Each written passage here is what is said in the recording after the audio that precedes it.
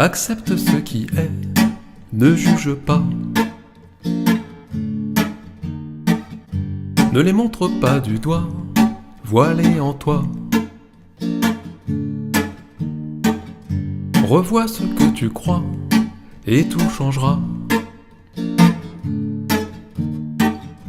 Oublie ce qui paraît, découvre-toi.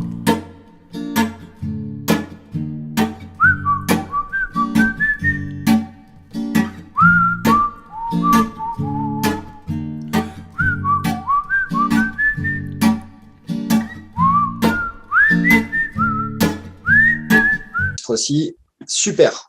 Alors bonjour Louise. Bonjour Mathieu. Rebonjour, hein, on s'est dit bonjour off caméra, mais on se redit bonjour maintenant. Alors du coup, aujourd'hui, on va parler de l'EFT. Il va y avoir pas mal de choses à dire, comme vous me l'avez dit la dernière fois. Alors, je vous laisse démarrer, Louise. OK. Alors voilà, EFT. Ce que ça veut dire en fait, en anglais, c'est Emotional Freedom Techniques, au pluriel. Et moi, je l'avais traduit, c'est un truc que j'avais découvert en 2001. Et la traduction que j'en avais faite, c'était technique, au pluriel, comme le disait Gary, de libération des émotions. Et avec les années, c'est devenu technique de liberté des émotions ou technique de liberté émotionnelle. Donc, comme on est en 2021, c'est une petite approche que moi, je pratique depuis une vingtaine d'années. Et puis, l'objectif, en fait, comme le nom l'indique bien, c'est de laisser, afin de libérer les émotions, le truc, c'est de les laisser couler. Alors, dans un sens, il s'agit de la théorie des blocages, un peu comme j'en avais parlé avec le Tongren, quoique le vocabulaire de Gary est un petit peu différent. Gary nous dit « Tout malaise physique et émotionnel est causé par une perturbation du système énergétique corporel. Et le système énergétique dans notre corps, eh ben, c'est le réseau des méridiens. Et il parle de perturbation et pas nécessairement de blocage. Alors, on joue avec les mots, on peut le dire comme on veut, c'est toujours la théorie des blocages finalement. Quand je parle de Gary, bien sûr, je parle de l'initiateur qui est Gary Craig, non pas un psychologue, mais un ingénieur. Et je mentionne ça parce que, rapidement, l'EFT a fait partie de ce qu'on appelle encore aujourd'hui la psychologie, les techniques de psychologie énergétique. Alors, le nom dit très bien ce que ça veut dire. Le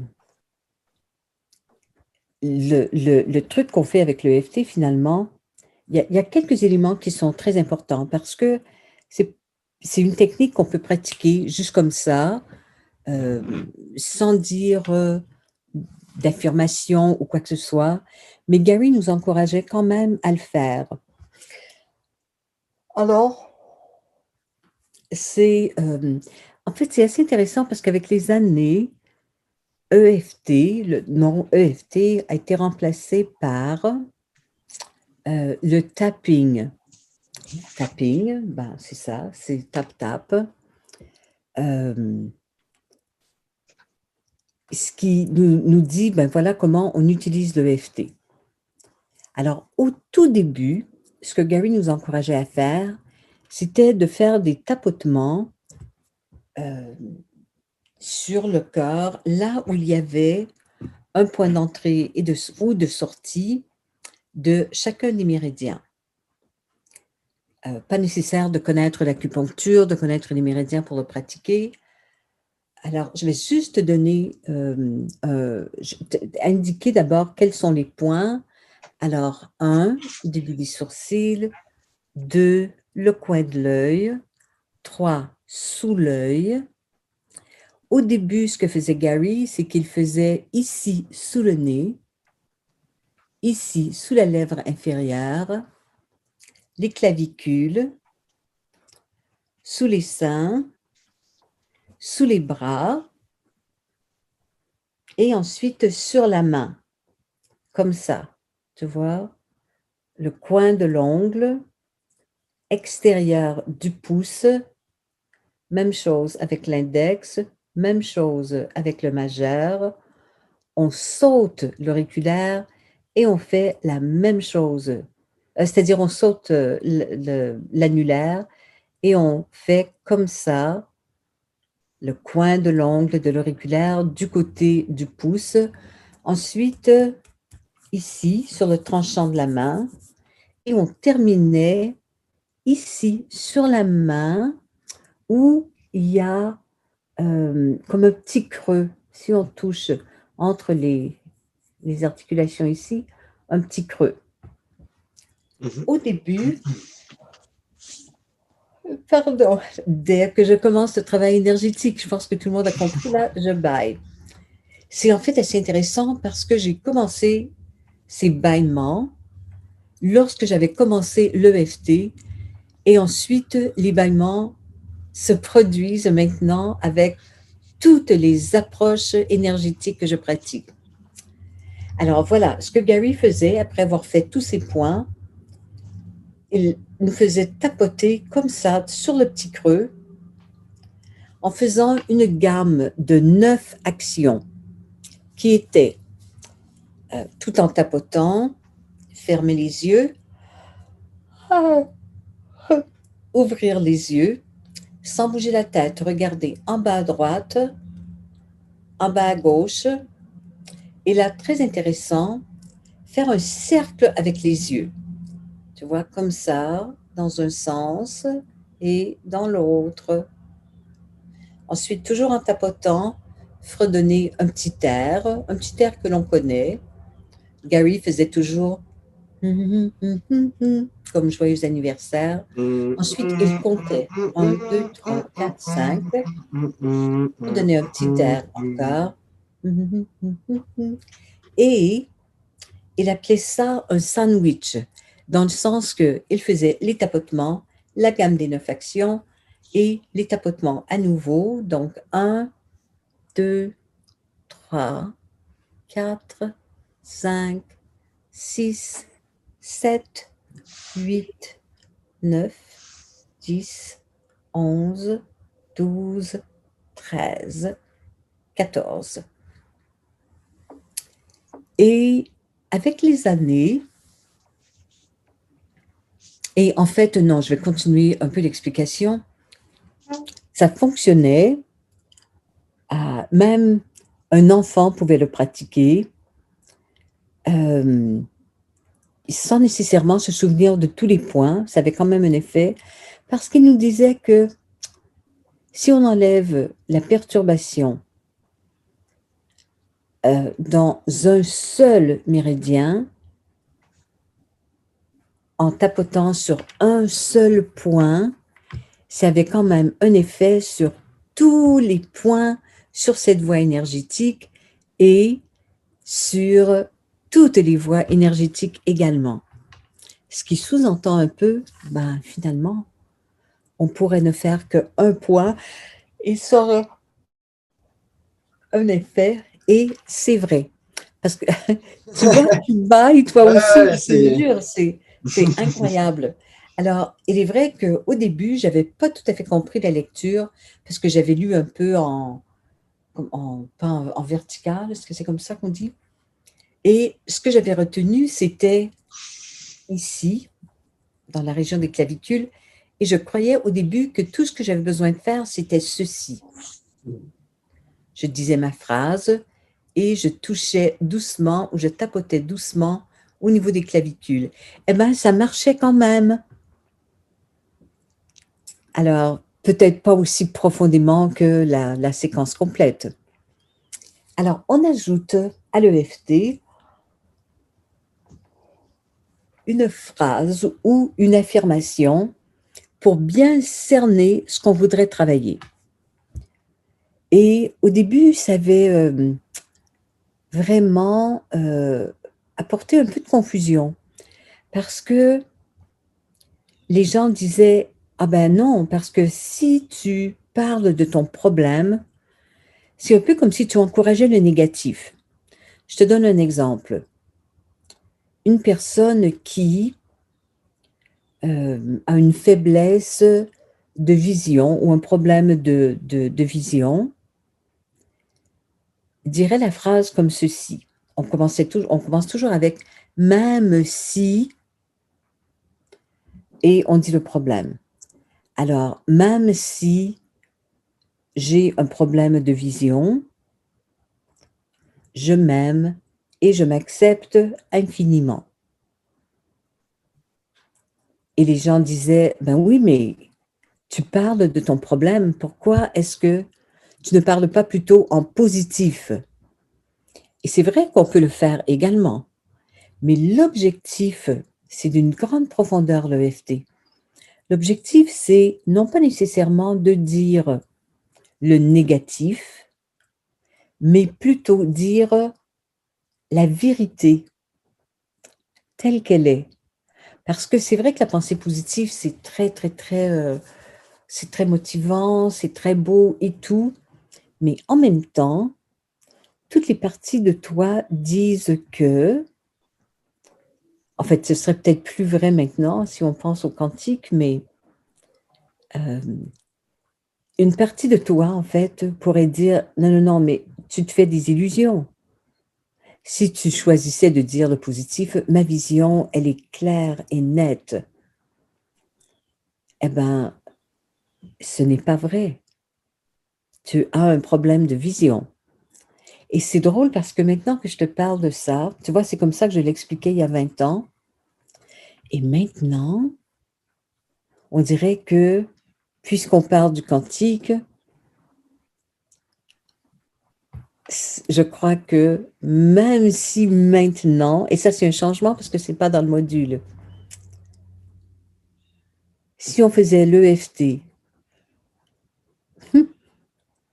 en ne mentionnant plus, même si j'ai un problème de vision, on pourrait très bien dire,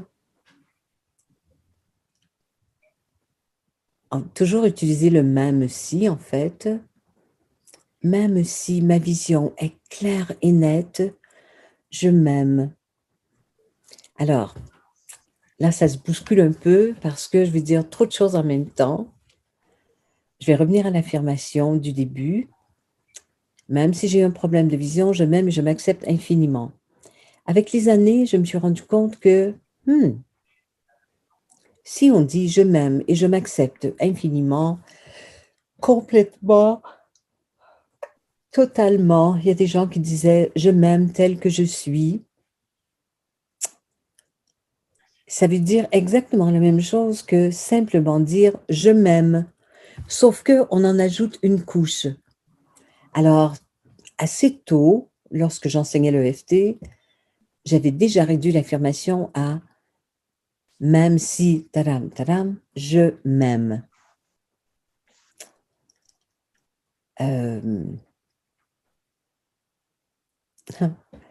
C'est vraiment étrange ce qui est en train de se passer, Mathieu, parce que ça fait déjà un moment que je n'ai pas expliqué l'EFT comme c'était au début. Mhm. Et je sais que Gary Craig n'utilise plus cet EFT qu'il nous a apporté il y a plus de 20 ans. Il fait maintenant une autre option. Et je comprends pourquoi. Je ne dis pas que l'EFT est dépassé parce que les gens peuvent toujours l'utiliser. Mais si on tient véritablement compte du quantique, je crois que ce n'est plus nécessaire.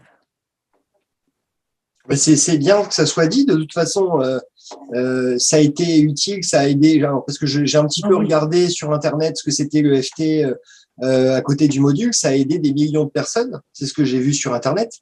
Ah non, mais complètement. Complètement, Et ce qui complètement. était bon à un moment donné n'est pas forcément bon aujourd'hui. Ben, Il est en vrai fait, qu'aujourd'hui, tout va si vite que… c'est ça. Tout à fait, Mathieu. C'est extraordinaire que qu'on puisse faire ce qu'on fait maintenant parce qu'on peut continuer à pratiquer le EFT, mais il y a d'autres façons encore plus rapides. Mhm. Tu vois, dans Alors, l'histoire, on juste, faisait tous les points. C'était peut-être en 2003 ou 2004. J'étais allée à une rencontre de praticiens EFT. On était plusieurs centaines, 400, je crois, de partout, partout, partout au monde. On s'était rencontrés avec Gary. Euh, C'était peut-être un petit peu plus tard. C'était peut-être en 2006, je crois. En fait, je suis allée 2 fois. Et je crois que c'est la fois en 2006. On était en Nouvelle-Angleterre et on s'est rendu compte que on était des centaines à avoir, sans se consulter, à avoir réduit la longueur de l'EFT, c'est-à-dire que, et en même temps, on utilisait les 2 mains et en même temps, on avait ajouté un point sur le haut de la tête et sans se consulter. Et la technique était donc devenue ceci, 1, 2, 3, 4, 5, 6, 7, 8. Et c'est tout. On ne faisait plus les mains. C'était tout aussi efficace. Moi, j'avais enseigné cette fois à plusieurs personnes que je ne disais plus I deeply and completely love and accept myself. Je disais tout simplement even though I love myself. Et il y a des centaines de thérapeutes qui étaient absolument ravis d'apporter ce changement et leurs patients aussi, ou leurs clients. Ce que j'avais ajouté avec les années également, c'est que lorsque je faisais mon affirmation, je m'assurais que rien dans l'affirmation ne me mettait en position de victime. Ce que je veux dire avec ça, ce que je veux dire par ça, c'est que si je sentais une émotion très forte, comme de la colère, de la tristesse, de la peur, au lieu de dire même si je suis triste, je m'aime. Parce qu'il est vrai que quand on fait une affirmation comme ça et qu'on dit je suis, ça représente un état. Et c'est beaucoup plus difficile de sortir d'un état que de dire notre émotion d'une autre manière. Parce que quand on dit je suis triste, c'est comme si on ne pouvait rien y faire. Si on dit plutôt même si j'ai en moi de la tristesse, je m'aime. Parce que si on a quelque chose en soi, il est clair qu'on peut l'enlever. Quand c'est un je suis, est-ce que tu vois déjà la lourdeur? Juste les comparer, juste entendre.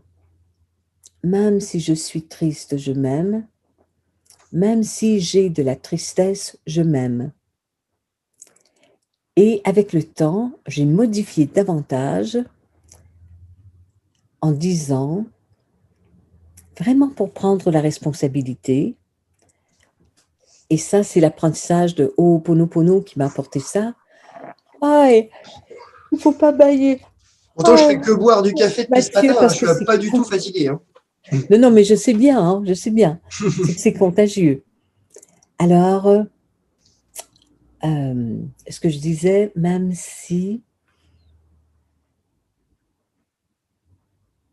Ah oui, j'avais modifié davantage en prenant la responsabilité, comme on le fait avec Ho'oponopono, et plutôt que de dire, même si j'ai en moi de la tristesse, Parce qu'il y a un tout petit peu de victimisation dans une phrase comme ça quand même. J'ai dans moi de la tristesse, mais je fais quoi? En prenant la responsabilité, on dit, même si je garde en moi de la tristesse. Est-ce que tu vois combien c'est différent et combien c'est plus riche?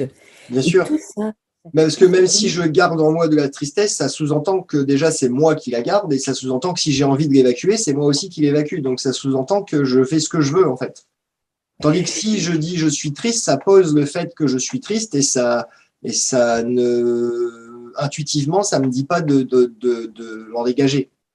exactement, exactement. C'est un peu, tu vois, c'est un peu pauvre de moi. Mais je fais quoi? Tu vois, je suis victime de ça. Ah ben, c'est probablement à cause de ma mère, mon père, ma tante, mon oncle, mon frère, ma sœur, ma maîtresse, et ainsi de suite. Alors ça, ce sont les grands changements que j'ai apportés avec les années.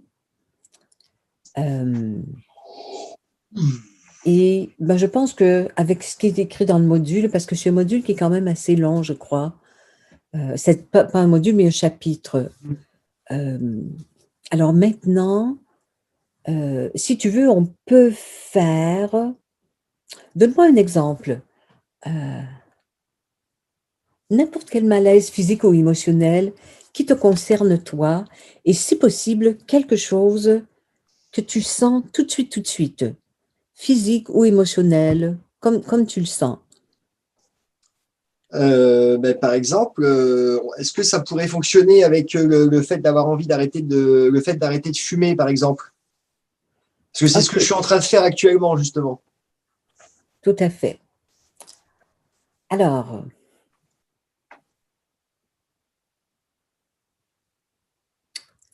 même si, tu vois, au début, j'aurais dit même si je suis accro à la cigarette. Bien sûr, là, on dit encore je suis accro. Alors, quand bien même j'ai une addiction, quand bien même j'ai une légère addiction à la cigarette, je m'aime infiniment. Non, ça va pas. C'est déjà mieux.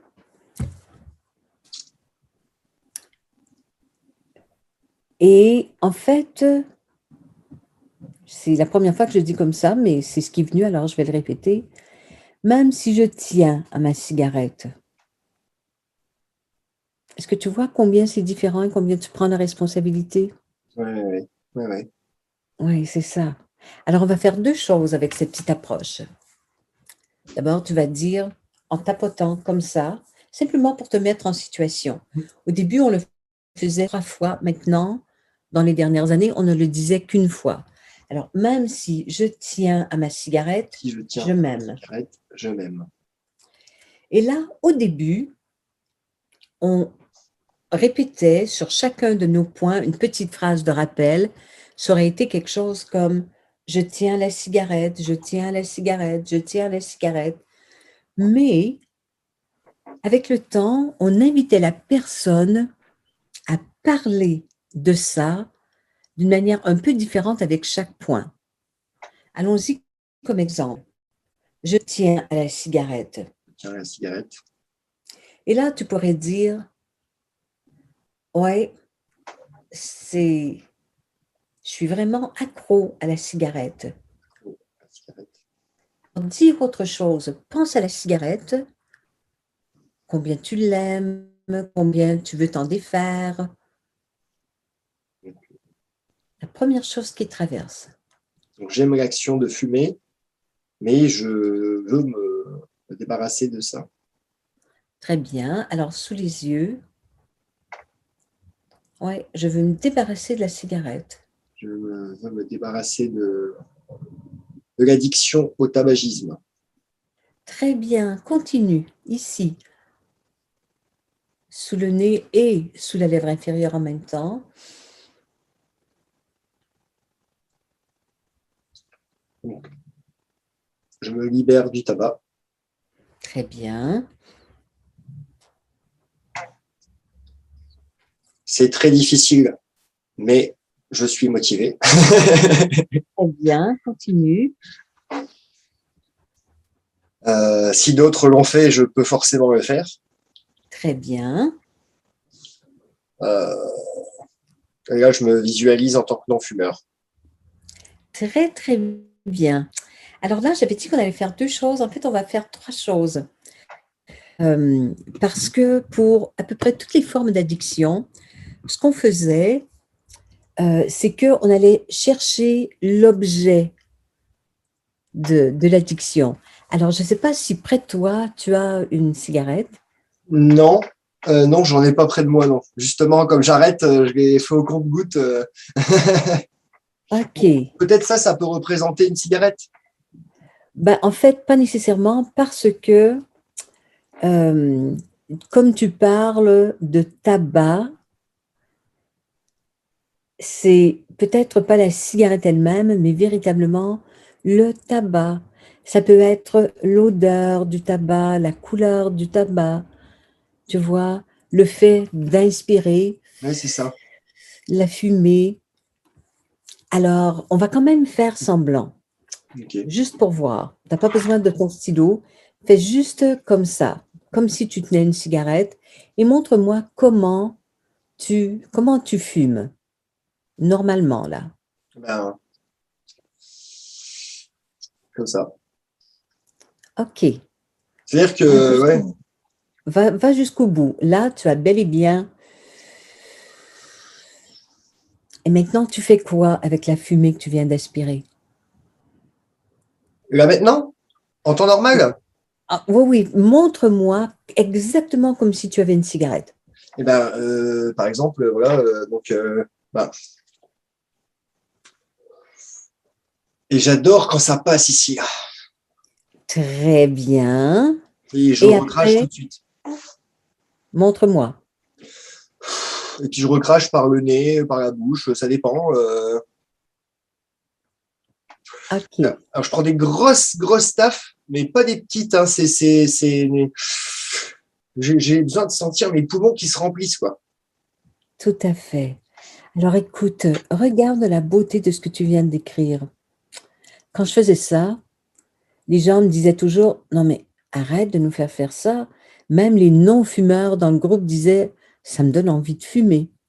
Parce que ce que tu viens de nous montrer, en fait, c'est de toute beauté. Est-ce que tu as vu le geste que tu as fait, Mathieu? Tu regarderas cette vidéo. Ok. D'abord, tu inspires et là, hmm, comme ça. Tu as vu Ah le bah moi, ça me geste? fait du bien, hein, c'est pour ça que je le fais. Exactement, c'est super important de dire la vérité. Alors, j'ai accompagné plein de personnes qui faisaient tout simplement le geste sans nécessairement avoir Alors une attendez, cigarette. Louise, excusez-moi, c'est les aléas du direct, il y a quelqu'un qui vient de taper à la porte. Excusez-moi, j'arrive tout de suite. OK.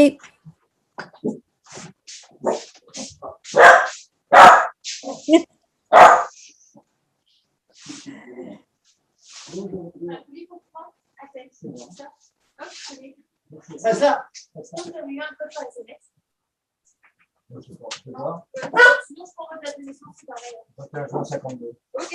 Désolé, Louise, Non, mais les aléas du direct.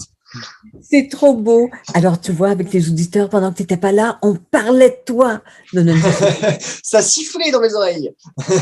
c'est trop drôle.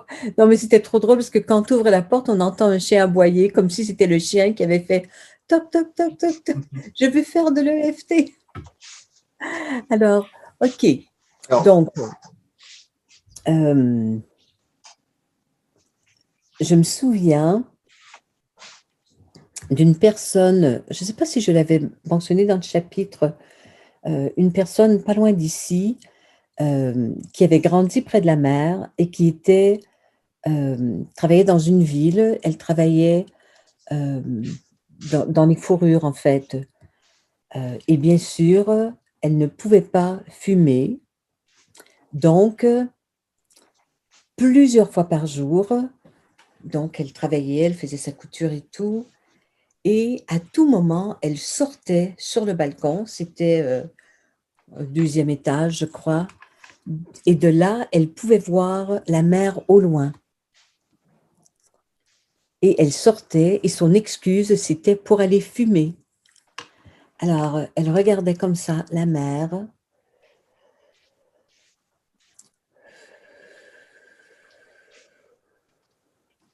Et elle se revoyait, bien sûr, inconsciemment, près de la mer, là où elle avait grandi.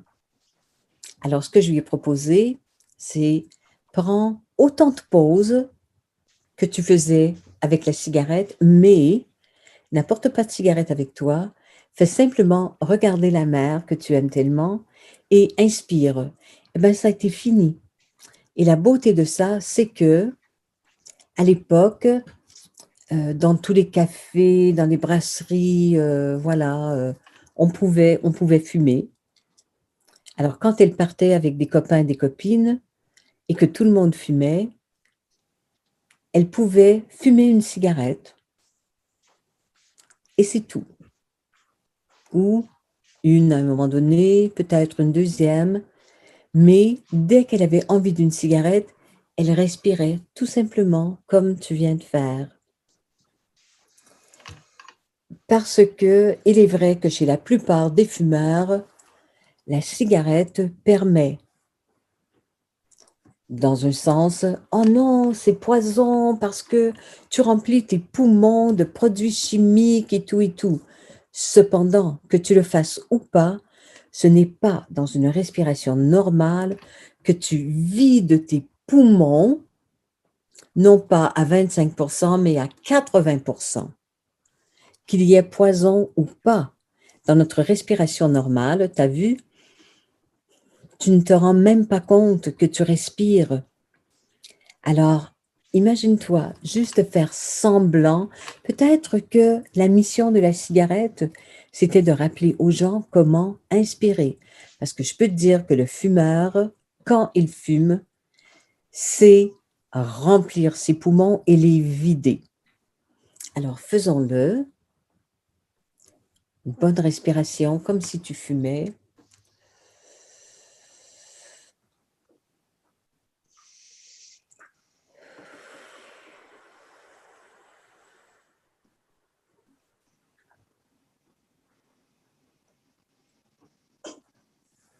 Et là, tu vas me dire que tu as besoin vraiment d'une cigarette pour te faire du bien comme tu viens de faire. Non. Tu vois, c'est ça.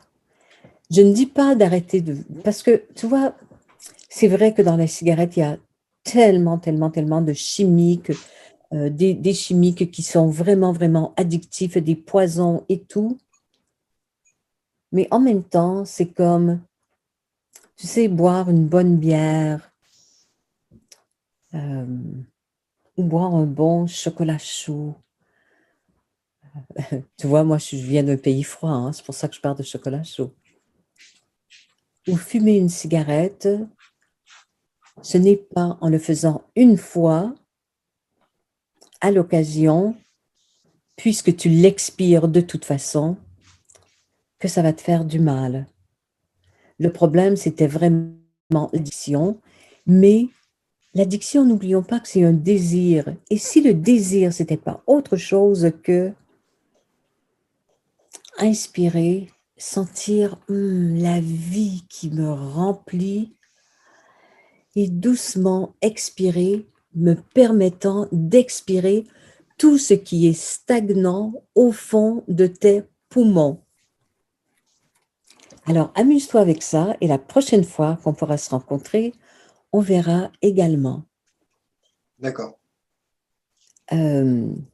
L'autre truc que je faisais faire aux gens, s'ils avaient une cigarette, c'est que je leur disais mesurer l'intensité du désir. Alors, prends la cigarette et sens la cigarette. Mhm. Et souvent, les gens disaient Hum, Ouais, il faut que je prenne une vraie, mais j'en ai pas. Donc, non, non, non. Mais si tu sentais le tabac, il est possible que tu aies envie. Alors là, je disais, OK, mesure ton désir de fumer. Souvent, c'était 10. Je ne peux pas vouloir ma cigarette plus que ça.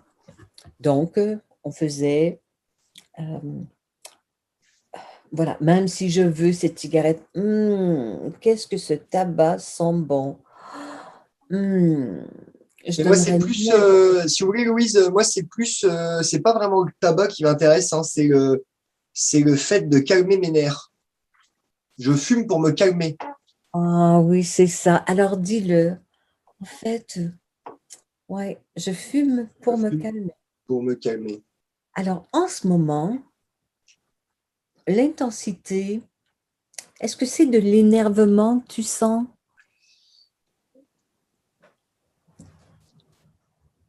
Ouais, c'est un problème nerveux. C'est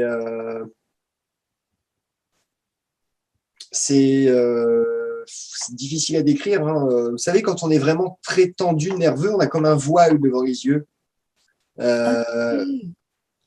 comme des œillères. Et voilà, pourtant, ça énerve la cigarette, mais moi, ça me calme. Parce que je suis tellement nerveux de base Ok, que ça a l'effet tout à fait, de tout à fait. m'ancrer, j'ai envie de dire. Je sais pas comment on peut dire ça comme ça, mais Ok. Eh ben, alors écoute, faisons-le comme ça. Ton niveau d'énervement entre 0 et 10, ce serait combien? avant de fumer, Oui, oui, oui, quand tu veux vraiment fumer, là. Non, non, mais maintenant, tout de suite, tout de suite. là, mon niveau d'énervement, je sais pas, il y a 2, 3 sur 10 là. Ok, ben, faisons-le quand même, juste pour voir. Alors, sans même faire de l'EFT, fais comme si tu la fumais, ta cigarette.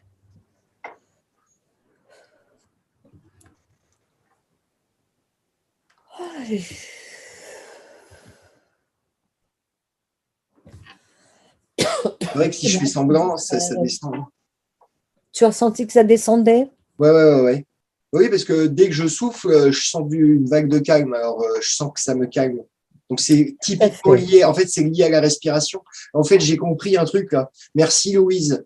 J'ai compris qu'en fait, c'était simplement un exercice de respiration que la cigarette me faisait faire. C'est ça, c'est vraiment, vraiment incroyable. Je n'ai jamais rencontré quelqu'un qui ait fait ça comme moi je l'ai fait avec la cigarette et l'EFT, mais je peux te dire que le taux de réussite était extraordinaire. Et il y a de plus en plus de gens qui respirent profondément. C'est un vrai cadeau, un vrai, vrai, vrai cadeau. Alors, écoute, moi, je vais te proposer quelque chose. Et même si on avait prévu faire une vidéo beaucoup plus longue ce matin, j'ai un rendez-vous que je n'ai pas pu, pour moi, c'est 8 heures. Euh, j'ai un rendez-vous que je n'ai pas pu annuler. Mhm. Donc, je dois envoyer un lien à cette personne. Donc, si tu veux, on se rencontre la prochaine fois Mhm. en commençant avec l'EFT et la cigarette. Et j'en profiterai à ce moment-là pour parler des autres changements de l'EFT optimal et de l'EFT vraiment, vraiment dans le quantique. Alors, on va C'est dire pas... que ça, c'était la première partie donc, de l'EFT qui traitait de l'EFT à ses débuts. Et Oui, demain, on fera la partie numéro 2, version 21e siècle. exactement, exactement. Alors, moi, je vais couper OK. mon enregistrement. Moi aussi. Alors, merci à tout le monde. Merci à tout le monde. Hop.